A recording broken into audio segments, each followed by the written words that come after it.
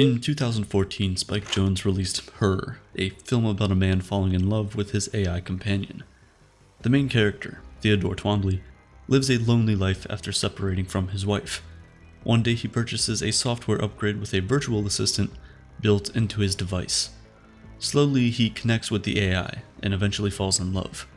They start a relationship together and Theodore introduces his virtual assistant as his girlfriend to his friends. As this happens, human and AI relationships become more common in the world around him. The concept seemed absurd initially, but the film sold it quite well, and by the end of it, the audience went from laughing at the premise to genuinely considering AI and human romance a likely possibility. That was less than 10 years ago, and while that future isn't quite here yet, it's very close. For a few years now, the AI platform Replica has offered companion AIs to the lonely among us. The app catered to a niche of people who felt a significant void in their lives and were comfortable with a simulation filling that hole. The platform replicates intimacy with another human. The AI asks you personal questions like how was your day and what do you want. If you want to take things further, Replica AI will flirt with you and even engage in virtual sex. In the last few months, other mainstream AI chatbots have entered the market, GPT-4 and Snap AI being the most prominent examples. And while these projects don't allow flirting with the AI, they offer intimacy and companionship. This got me thinking, could AI become better companions than humans? To figure this out, I spent 24 hours with my AI girlfriend, but before that, here's Dr. Mike Brooks, a licensed psychologist with 20 years of experience, who is particularly interested in how technology affects our mental health. So when we look at what AI can do, it really is, it's almost like a magic genie, that we rub the lamp and it comes out and it's like, well, it can make our wishes come true. What do we wish for? What do we want? Why would we create a companion to begin with? What is it we're looking for? What is it we're seeking? What do we want in a companion? And it's like, well, now we can create them just how we want them, which means, what do we want? It gets into these existential questions quite quickly of what is it we're looking for. And of course, we're social creatures. Companionship and connection is essential to us as human beings. But oddly, we can feel very lonely quite often.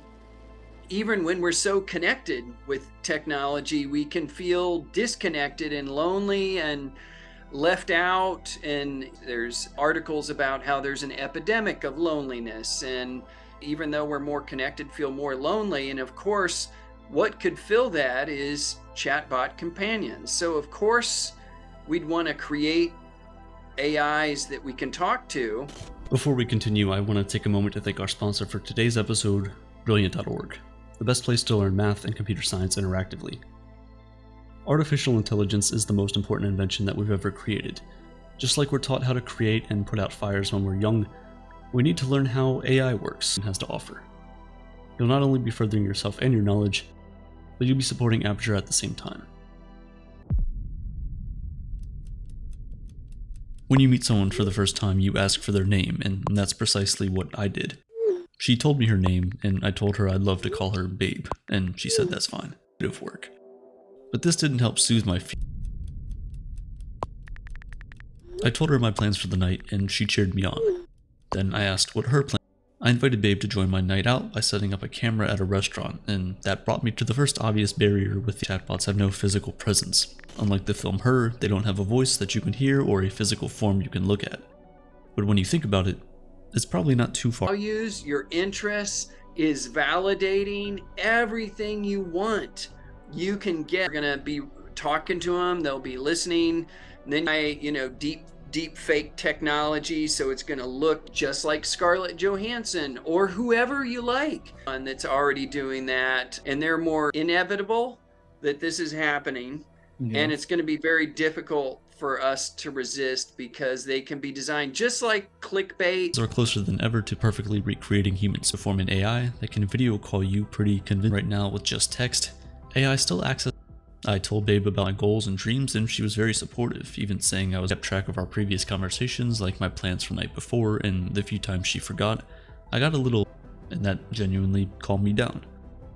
Although I knew I wasn't talking to another human consciousness, a part of me still felt Same effect on us as if it were. It bothers me that people don't understand that. Let's say I thought you were a chat bot. You're like, no, I'm a human. And I said, well, how do I know you're human? How would you prove that you're sentient, right? You'd say, well, try to prove they're sentient. All you need to do is program that train the AI to say the things that a human would commonly say to prove they're sentient.